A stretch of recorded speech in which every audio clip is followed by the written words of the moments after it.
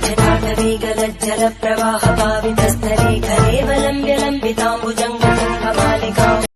श्री राधारमण जय जय नवल किशोर जय गोपी चित चोर प्रभो जय जय माखन।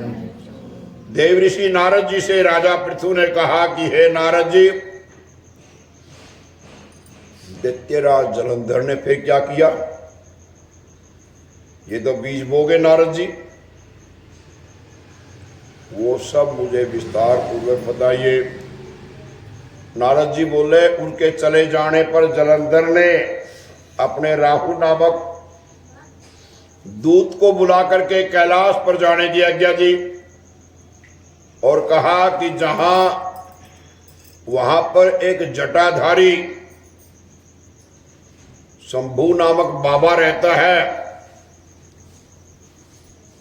उससे मेरा आक्रमण कहना कि मैं बहुत बड़ा बलवान हूं, ऐश्वर्य कहना मेरा, और उनकी सर्वांग सुंदरी पार्वती को मेरे लिए मांग के लाओ।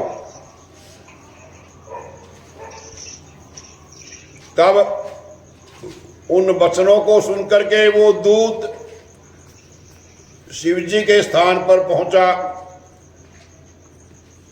कैलाश पर्वत पर, परंतु नंदी ने उन्हें सभा के भीतर नहीं जाने दिया, किंतु वो अपनी उग्रता से शिव जी की सभा में चला गया और शिव के आगे बैठ करके उनकी आज्ञा ले वो सारा संदेश उल्टा सुल्टा सुनाया। इंद्र को, जलंधर को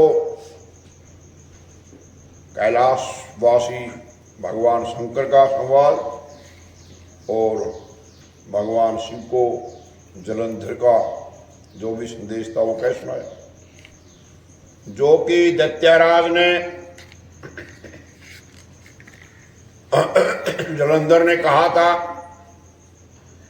फिर तो उस राहु नामक दूत के ऐसा कहते ही भगवान शूलपाणी के आगे, शिव जी के आगे पृथ्वी फोड़ करके एक शब्द वाला पुरुष पैदा हो गया। उसका सिंह के समान मुख था, मानो वो दूसरा नरसिंह था, और दौड़ करके वो राहु दूत को खाने लगा। राहु बड़े जोर से भागा, परंतु उस पुरुष ने उसको पकड़ लिया। फिर उसने भगवान शिव की शरण ली, भगवान शिव जी से रक्षा मांगी। शिव जी ने उस पुरुष से राहु को छोड़ देने के लिए कहा, इसे छोड़ दो, दूत को नहीं मारना चाहिए, तो संदेश लेके आया, इसका कोई कमी नहीं। वो उसने कहा कि मुझे बड़े जोर की भूख लगी है, मैं क्या खाऊं? भगवान महेश्वर ने कहा, यदि तुझे भूख लगी है तो शीघ्र ही अपने हाथ पैरों का मांस ही भक्षण कर लो। भगवान शिव की आज्ञा से वो पुरुष शीघ्र ही अपने हाथ पैरों का मांस भक्षण कर गया। अब उसका केवल सिर मात्र रह गया। तो उसका ऐसा कृत्य देख करके शिव जी ने प्रसन्न होकर के उसको अपना आज्ञा पालक जान करके